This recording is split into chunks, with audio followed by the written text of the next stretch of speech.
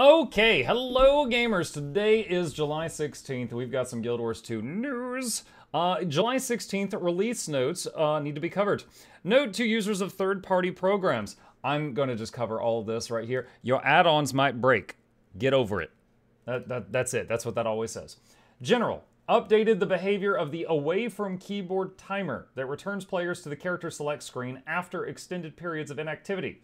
In open world maps, the time remaining before a player who has not manually moved their character or performed any skill inputs is returned to character select is now reduced to 5 minutes if the player enters combat. Interesting. For anyone who doesn't immediately know what that's aimed at, AFK farming. So they have some very, I don't want to say strict. They've got some specifications of what they consider AFK farming. The biggest problems with this is if you get a engineer with turrets out or necromancers with golems out, like, minions, and they go AFK in a low-level area. Monster spawns, attacks the necro, the golems attack, kill the aggressor, and then because you killed it, you leave combat, so your pet's full heal, and that just keeps happening. So it's not much, but you are technically making money while AFK. And then engineers do that with turrets. So you occasionally find these like blobs of players that are just like, 5, 10, 15 people that are all just standing there AFK. Maybe they've got an auto clicker that's just pressing like, drop new turret every, once a minute or something like that. So this is not going to just sweep that away because like this isn't going to stop the auto clickers. But basically if you are just standing there for 5 minutes, this will AFK you, and then you'll go back to character select. So, to be clear, they have said that they don't mind, like, semi-AFK farming. If you are, like, watching Netflix on one screen, and you're just on the other, and you're occasionally just, like, hitting one button and, like, blowing up some stuff that's near you, they don't really care. But they would rather the people that have the game open be actually playing the game. That's essentially it. That's what that is aimed at, almost guaranteed. Removed rocks that were blocking access to Mersat tokens 19 and 31 in Ember Bay. Holy crap, I know some people that are going to be very excited about this. So when you're working on, I think it's Aurora, the legendary accessory from Living World Season 3, there's this one collection for this thing that you have to get these Mersat tokens. And these tokens, just think of it like little coins, and there's like 50 of them all over Ember Bay. It's annoying. It's not difficult, but it's a tedious task. And you'll pull up a guide video or something, like I think I used Dolphy or something like that, and you go around and you pick up all these coins. For some reason, in a patch in the last couple months, some rocks became in the way. Like, imagine, like, the coin is in a cave, and then there's that big rock outside, like the coin is Jesus or something, and it's keeping it sealed in until Easter. I don't know. And players couldn't reach it unless they hired a mesmer to basically, like, clip through the world and make a portal in there to get those last 2 coins. So there was a bunch of people that could not finish Aurora recently because of this weird situation. I don't know what caused it in the first place. I hope those are the only coins that need fixing, because I know there was a couple. All right. Items. Fixed an issue that prevented some legendary armor pieces from becoming invisible under the effect of thief stealth skills like Shadow Refuge. This was kind of funny. Imagine a thief goes invisible, but the glowy bits of his armor keep showing, so you see like a shoulder pad moving around. So yeah, they needed to fix that. You shouldn't have your invisibility punished because you got nice armor. Updated communal boost bonfire with the following changes. The spawn radius of the wood has been reduced. Players can now place communal boost bonfire, select its boost, and interact with it, even if they are already under the effect of the same one of its boosts. For anyone who doesn't know what this is, it's a consumable item that you can get from doing various things, and it builds a fire in front of you, and logs spawn all around it. And, players can help you pick up the logs and throw them on the fire. And once they're all thrown on the fire, it's a little team building exercise. You can pick a buff, and then everyone who clicks on the fire gets that buff, such as like bonus to karma gain and things like that. A locked bonfire status will now apply to the communal boost bonfires for the first 2 minutes after they are placed, and only the owner will be able to select a boost during that period. When it expires, It will be replaced by a public bonfire status, and any player can select a boost if one has not already been selected. Players can now interact with a communal boost bonfire multiple times to refresh the boost up to a maximum of 60 minutes. The boost will not be refreshed if the maximum time limit has already been reached. So just spam click your bonfire. Structured PvP. Okay, so this is some of the changes that we discussed in a previous one of my videos. If you watched my videos last week, one of them was we were covering a live stream that they did with a lot of proposed PvP changes. These are the changes that made it through. This might be everything from that stream, or it might be some of it. Automated tournament updates. The frequency of daily automated tournaments has been reduced from 8 to 4 per day. All EU server tournaments will occur during their standard primetime player activity period. On North American servers, 3 tournaments will occur during NA's standard primetime player activity period, and 1 tournament is timed to occur during Oceanic, that's OCX, prime time. A newly weekly automated tournament has been added. This tournament happens every Sunday at the following regional times, and here's just a picture. A new monthly variety automated tournament will happen every second Saturday of each month at noon Pacific time. This tournament will alternate between 2v2 and 3v3 modes. Tournament of Legends will occur every 6 months on the 3rd Saturday of each month at noon Pacific. That's UTC -7. All right. Noxxi, hello, thank you for the raid, Noxxi, appreciate you. Structured PvP titles. The Champion Brawler title is awarded for winning 10,000 rated arena games and is now colored pink. Added a new colored tournament title, Champion of Champions, for consistent high placement in the Cormier's Clash monthly automated tournament. Players accrue points by placing in the top 4 teams. First place awards 30 points, second place 15, and third and fourth place 10 points. The title is earned upon reaching 120 points. Real quick, because I didn't do it in this specific video, for anyone who is interested, what's going on? Oh, now there's the raid alert. Thank you. If you are interested in automated tournaments, you just click on the cross swords up here for PvP, and there is many tabs over here on the left-hand side, and one of them is tournaments. And you can see all the ones coming up. And just like the name suggests, they are automated. You join in. These are very popular to do in the middle of the night because there is gold cash, prizes up until 16th place. So, for example, if you join a tournament at like 3 in the morning and there's only 8 teams, well, everyone is going to be 8th place or higher. So it's really easy to get the good rewards, even if you like only beat one team and then lose to the other 7. It's not a big deal. So, you know, that's how to do this if you're interested in doing this kind of stuff and you've just never done it before and you didn't know where to look. Jin's Dominion objective update, 5,700 games. Yeah, I've played a lot of games.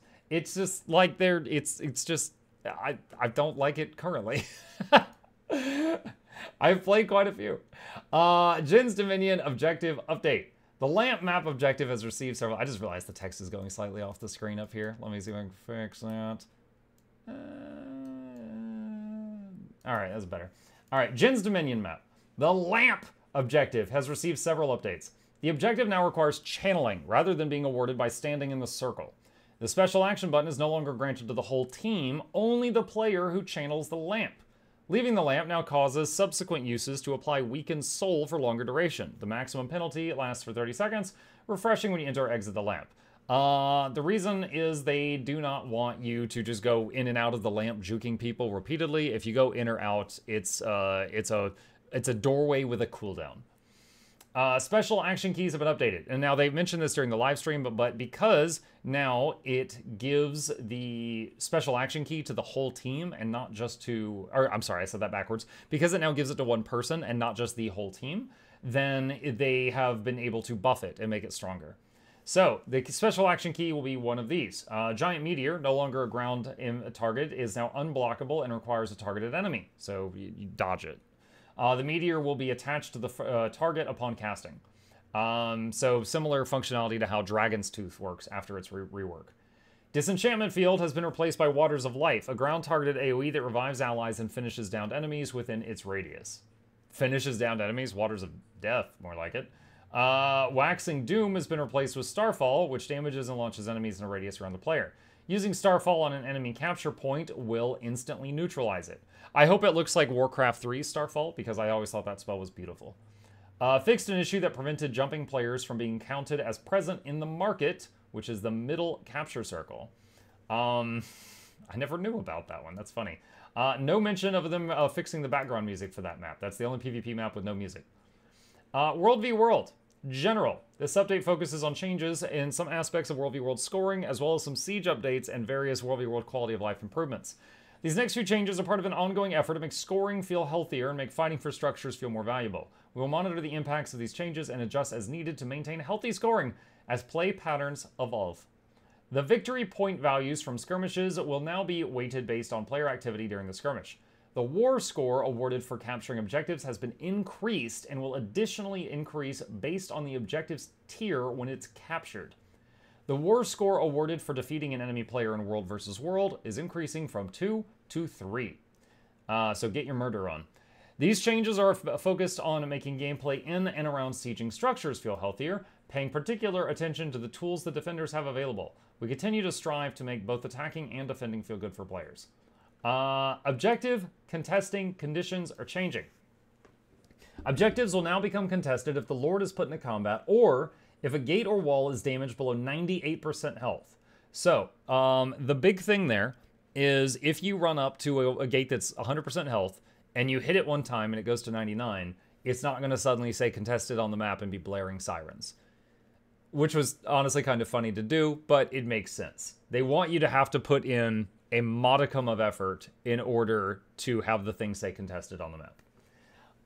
The emergency waypoint tactic now spawns 3 waypoints in various locations near the Lord's Room in Stone Mist Castle and the Keeps. So the idea there is if one of them is swarmed with players, you could be like, everyone go to the north waypoint or everyone go to the west one.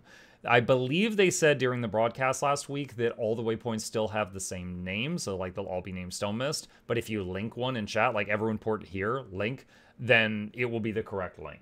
So that's what we got right now. Or you just say like go to the north one, go to the east one, whatever. Let's see, alacrity can no longer be applied to players using siege equipment and will be removed from players when activating siege equipment. This one is simple. They don't want you using alacrity to make catapults shoot faster. They don't want more rocks per rock. Boons other than swiftness can no longer be applied to siege golems. Again, they don't want you like giving quickness to a golem so it punches faster or something. Flame Ram health has been lowered by 50%, but Iron Hide will be applied to Flame Rams when they're operated. What does this mean? This means that when you're in the Flame Ram, it should be about as durable as before. But if you're not in the Flame Ram, it should no longer take an hour for people to kill the dang thing. That is their hope with this change. We will see if they did the math well. Guild Siege Golem supply cost increased from 50 to 75. Arrow Cart, Superior Arrow Cart, Trebuchet, and Superior Trebuchet cost has been reduced dramatically, and there is the numbers right there. Really looking at that Arrow Cart, Superior Arrow Cart going from 50 to 35, that's going to mean a lot more Arrow Carts. Arrow Cart's my favorite one. Rewards. Added a new Corrupted Hero weapon set to World vs. World. Exotic versions of the weapons have been added to the Misthardened lockbox.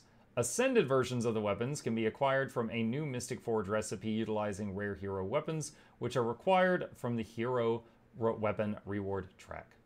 And lastly, added varietal seeds to herb sympathizers. You sympathizing with the herbs?